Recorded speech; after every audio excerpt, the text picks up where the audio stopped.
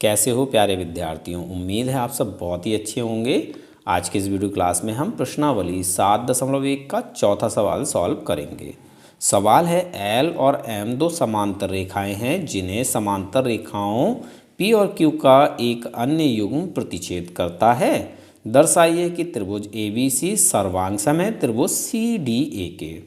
तो देखो इस सवाल में हमें ये आकृति दी हुई है, ये फिगर दिया हुआ है और हमसे बोला है कि एल रेखा और एम रेखा ये दोनों आपस में समांतर रेखाएं हैं। इसी प्रकार से दो अन्य रेखाएं पी और क्यू ये दोनों भी आपस में समांतर रेखाएं हैं, ठीक है। और ये दोनों ही रेखाएं पी और क्यू इन दोनों रेखाओं को प्रतिच्छेद कर रही हैं, यानी एल और एम रेखाओं को क्या कर रही हैं, प्रतिच्छेद कर रही हैं। पी रेखा एल रेखा को बिंदु ए पर प्रतिच्छेद कर रही है और एम रेखा को बिंदु बी पर प्रतिच्छेद कर रही है। इसी तरह से क्यू रेखा एल रेखा को बिंदु डी पर प्रतिच्छेद कर रही है और एम रेखा को बिंदु सी पर प्रतिच्छेद कर रही है। तो हमें क्या करना है, हमें त्रिभुज ए बी सी इस वाले त्रिभुज को और त्रिभुज सी डी ए इस वाले त्रिभुज को सर्वांगसम सिद्ध करना है। सर्वांगसम का मतलब होता है ऐसे त्रिभुज जिनके आकार एक जैसे हैं और साइज यानी मापे बिल्कुल बराबर बराबर है, ठीक है। तो चलिए इस सवाल को हम सॉल्व करते हैं। सारी ही चीज़ें बहुत अच्छे से समझाऊंगा, सवाल आपको बहुत अच्छे समझ में आ जाएगा। तो स्टूडेंट्स सबसे पहले तो हम ये देख लेते हैं हमें इन समांतर रेखाओं से क्या मिलने वाला है, ठीक है। तो हल में हमें लिखना है हल, क्योंकि एल और एम ये समांतर रेखाएं हैं, एल समांतर है एम के, एल और एम समांतर रेखाएं हैं तो ए सी क्या हो जाएगी, ये एक त्रियक रेखाखंड हो जाएगी। देखो भाई इस तरह से ये एल रेखा है और ये एम रेखा है, ये दोनों आपस में बराबर हैं और समांतर हैं। तो ए सी ये क्या हो जाएगी, ये एक त्रियक रेखाखंड हो जाएगी, ठीक है। तो यहाँ लिख लीजिए तथा ए सी एक त्रियक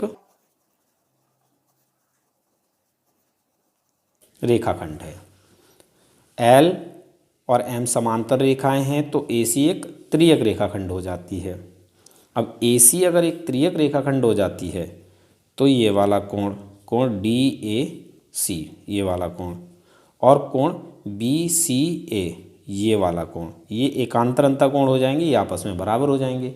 एकांतर अंतः कोण आपस में बराबर होते हैं, इसीलिए कोण बी सी ए बराबर हो जाएगा कोण डी ए सी के, डी ए सी।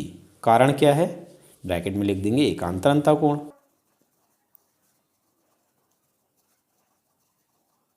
एकांतर अंतः कोण, ठीक है। इसी प्रकार से P और Q ये समांतर रेखाएं हैं तो इनके लिए भी AC एक त्रियक रेखाखंड हो जाएगी। देखो ये हमारी P रेखा है और ये Q रेखा है और ये हमारी AC है, तो ये दोनों तो समांतर रेखाएं हैं तो AC क्या हो गई, एक त्रियक रेखाखंड हो गई। तो ये वाला कोण और ये वाला कोण ये हमारे एकांतर अंतः कोण है, ये आपस में बराबर हो जाएंगे। देखो ये वाला कोण और ये वाला कोण ये एकांतर अंतः कोण हो जाएंगे, ये आपस में बराबर हो जाएंगे, ठीक है। तो इसको भी हम लिख लेते हैं, क्योंकि पी क्यू समांतर रेखाएं हैं तथा ए सी एक त्रियक रेखाखंड है। इसीलिए कोण डी सी ए ये वाला कोण और कोण बी ए सी ये वाला कोण ये दोनों आपस में बराबर हो जाएंगे। तो कोण बी ए सी बराबर कोण डी सी ए, ठीक है। कारण यहाँ पर भी ये एकांतर अंतः कोण है।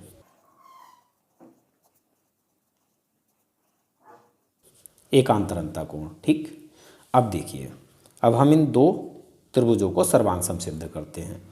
तो जब हम दो त्रिभुजों को सर्वांग सम सिद्ध करते हैं तो ये देखते हैं कि दोनों त्रिभुजों में कौन कौन से भाग आपस में बराबर हैं। अगर हमें 3 भाग आपस में बराबर मिल जाते हैं तो त्रिभुज हमारे सर्वांग सम सिद्ध हो जाते हैं। ठीक है, तो यहाँ हमें लिखना है त्रिभुज ABC तथा त्रिभुज CDA में, इन दोनों ही त्रिभुजों में हमें देखना है कौन कौन से भाग हमारे बराबर हैं। तो देखो, अगर हम त्रिभुज ABC की बात करें, ABC इस वाले त्रिभुज की बात करें तो कोण BCA, ये वाला कोण, ये बराबर है इस त्रिभुज के इस कोण के, यानी DAC के। ठीक है, इन दोनों ही त्रिभुजों के ये दोनों कोण आपस में बराबर हो जाते हैं, तो एक भाग हमें यहाँ बराबर मिल जाता है। कोण BCA, ये त्रिभुज ABC का कोण है, ये बराबर है कोण DAC के। DAC त्रिभुज CDA का कोण है, ये दोनों आपस में बराबर हैं। बराबर क्यों हैं? क्योंकि अभी अभी हमने यहाँ ये सिद्ध किया है कि दोनों ही कोण आपस में बराबर हैं। तो ब्रैकेट में लिख लीजिए सिद्ध किया है, सिद्ध किया है। ठीक है, और त्रिभुज ABC, इस वाले त्रिभुज में एक भुजा हमारी AC है, और इसी प्रकार से इस वाले त्रिभुज में CDA में, इस वाले त्रिभुज में भी हमारी एक भुजा AC है, यानी दोनों ही त्रिभुजों में AC भुजा कॉमन है, उभयनिष्ठ भुजा है। ये उभयनिष्ठ है तो दोनों ही त्रिभुजों में ये बराबर है। तो यहाँ हम लिख लेते हैं AC बराबर CA, या फिर AC बात एक ही है, ये उभयनिष्ठ भुजा है, उभयनिष्ठ भुजा। और इसके अलावा त्रिभुज ABC में, इस वाले त्रिभुज में ये वाला कोण BAC, ये बराबर है इस वाले त्रिभुज के इस कोण के DCA के। ठीक है, तो यहाँ हमें लिखना है कोण BAC बराबर है कोण DCA के। क्यों? क्योंकि अभी अभी हमने ये सिद्ध किया है, एकांतरता कोण है ये, तो यहाँ लिख देंगे सिद्ध किया है। ठीक है, अब इन दोनों ही त्रिभुजों में हमें ये 3 भाग बराबर मिल गए हैं। ये क्या है? ये हमारे कोण हैं, यानी एंगल्स हैं।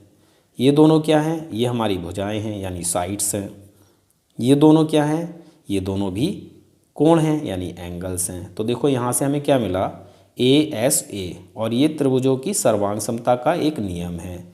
अगर किन्हीं दो त्रिभुजों के दो कोण और उनके बीच की भुजा आपस में बराबर होती है तो त्रिभुज हमारे सर्वांग सम होते हैं। ठीक है, तो यहाँ हम लिखेंगे अतः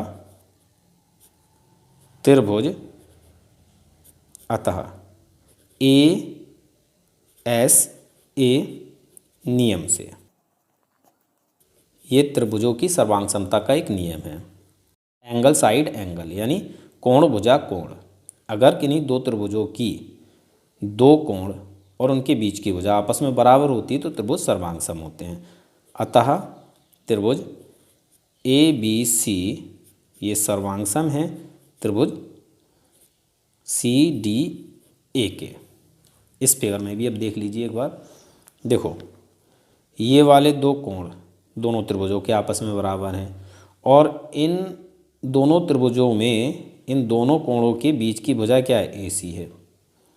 तो किसी एक त्रिभुज के दो कोण और बीच की भुजा किसी दूसरे त्रिभुज के दो कोण और बीच की भुजा के अगर बराबर होते हैं तो त्रिभुज सर्वांग सम होते हैं। तो इस तरह से हम ये सिद्ध करते हैं कि ये दोनों त्रिभुज सर्वांग सम है। यहाँ हमारा प्रश्न कंप्लीट हो जाता है। उम्मीद है सवाल आपको समझ में आ गया होगा। मिलते हैं अपने अगले वीडियो क्लास में।